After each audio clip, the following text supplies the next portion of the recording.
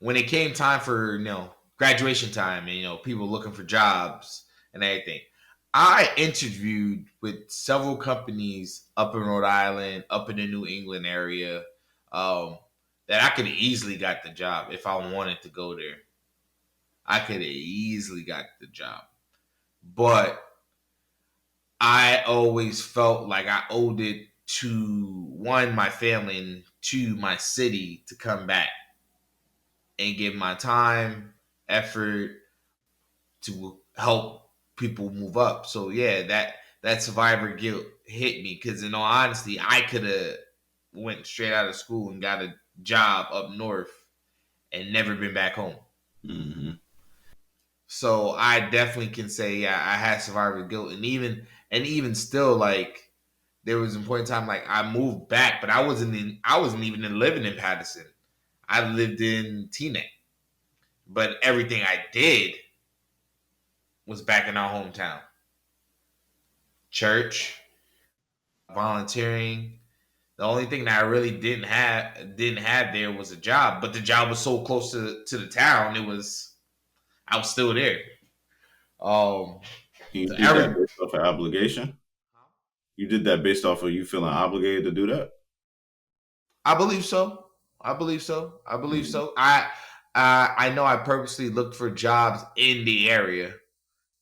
I could have probably easily expanded my search and probably found the job even quicker, but I focused specifically on that region, Jersey, for for job work. So yeah, it's like I have to be there and I have to do what I was like I was already doing things when I was there, right?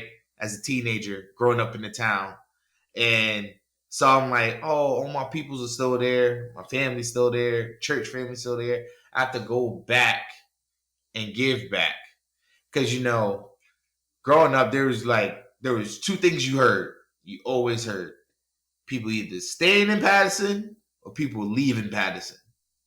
Those were always the two things. It was like, yo, you need to stay, need to help me, need more young people like you. Mm-hmm. Always said that. Or it was like, ain't nothing here for me. I'm out of here. Mm-hmm. Those are always the two dynamics that you heard. So yeah, I definitely had survivor's guilt, but I don't have it currently. Okay. What about you, my brother? It's not as high. It's still there though. It's higher than most, for sure, for sure. I think my story is well documented. The part that most people know anyway is I left at 18, 19, one of those. Yeah, one of those. Yeah. Mm-hmm. That was tough, man. That was tough because all I saw was me doing the Patterson thing and giving back to the city, even if that meant going an illegal route or a legal route. That's all I saw was Patterson, which is weird for me when I look back on my life because as much as people know that I'm from Patterson, I never really, if you ask who's who of Patterson, right? I'm talking about people that you feel like are popular in Patterson. Mm-hmm. They would be like, "All right, where you know just from?" Most of them will say football, school. He had a couple of street fights or some random place. You know what I'm saying? Yeah. Nobody goes from the club at Masonic Temple. Nobody goes this place right here that's popular or Wild Bull, recipes to that place. You know what I mean? Like nobody, Facts. real talk, nobody Facts. says those things. You know why? Why? Because I was in Inglewood, I was in Brooklyn, I was in Harlem, Oh, I that's was in true. Teaneck. I was like moving around. I'm known in different areas, not Patterson. Like I'm known in Patterson, but like I'm not known for some of the things that I'm known for in these other places. That's why in season one, that's what I used to tell you. I'm like, yo, bro, I'm low key a mercenary, bro. Like the people that know what it's about, they know what it's about. Like I can go on talk that, and certain people will be like, "Oh, just what up, Boom Room," and the popular people be like, "How you know, bro? You know that's the shooter." I'm like, "Yeah," and then I'm quiet. They're like, "Yo, what the?" I've seen it with times when me and you will walk somewhere, and you'd be like, oh, that's the boogeyman. You just dapped up the boogeyman, bro. The boogeyman, cool, bro. You know what I mean? So that was my environment. That's how I grew up. That's the polar difference between me and Mike. Like, that's how that was. Mm-hmm. So when I got dragged, I'm gonna say dragged into the decision of leaving Patterson, right? Mm. I was like, bro, I'm gonna go do this because I was told to go do this. Honestly, because it was between coming to Texas or going to Virginia. But I also knew me. I said, bro, if I go to Virginia Union University, come on, bro. Come on, bro. I know me, bro. I'm ignorant, bro. Yeah. Yeah. It's too many beautiful women out there. I'm ignorant, bro. It's a wrap. You know what I mean? So Yeah. it was that.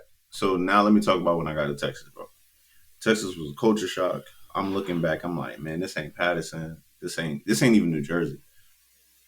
This is rural. You know what I mean? The majority of the culture was one culture. It wasn't even like a melting pot. What we used to. That threw me off. I'm like, I can't. This. It's like one culture had a chokehold on the whole city. I'm like, bro, I ain't never seen nothing like this before in my life. I'm not used to this. This is awkward. This is weird. Then racism was more prevalent in Texas, but it was like closeted. In Jersey, they tell you to your face, like, you know what I mean? I had a conversation like that the other day too. Bro, if you don't like me, you're gonna tell me that right then and there, and we good. All right, cool. Keep moving. Let's keep it business. In Texas, they laugh, haha, key in your face. As soon as you walk off, you N-word this, monkey this, porch this, and I'm just like, bro, what is this place? So I had a hard time adjusting. I was still in Jersey mode, so I got into a lot of fights, got into a lot of trouble, if you can call it trouble, because I never really got caught. But you know what I'm saying? So it was a lot of no, we're talking. So it was a lot of that. And then to do that and then start to morph into this, I guess, business person, I got acquainted with a lot of people that was like, hey, you know, you're a low income person. You need to look into grants. You need to look into this and this and that. So I started getting educated about that stuff. And then I don't know when this shit happened. I said shift. I'm not cursing. I heard what you said. You good. But a big shift came and I just became like super educated. Started reading certain books, started paying attention to the rooms I was in. You know, I started being around judges, and then somehow overnight, what's up? I'm gonna correct you on your statement. I think you've always been intelligent. I think what you removed was the ignorance of not understanding your surroundings.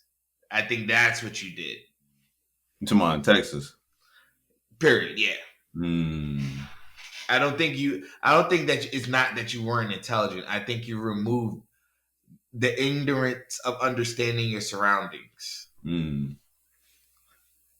because I ain't gonna lie, that was tough. Yeah. That was tough because it was like I was trying to break. It seemed like I was being fake in Texas, if that makes sense. And I was fighting for my manhood type thing, like, oh, you know, oh, y'all don't know about me, let me show you type thing. It was like, and as I was getting older, I was like, bro, that's so stupid, bro. Like, you're Justice Payne Tyson, the neighborhood therapist in the building. On behalf of the Black Man Misunderstood, we want to thank you for rocking with us. We're taking another little break until we get into the final round of the season. October, we'll be back. We're going to light you up. We got great content coming for you. And y'all can keep stealing the content and not giving credit. We'll be back for you. Be easy.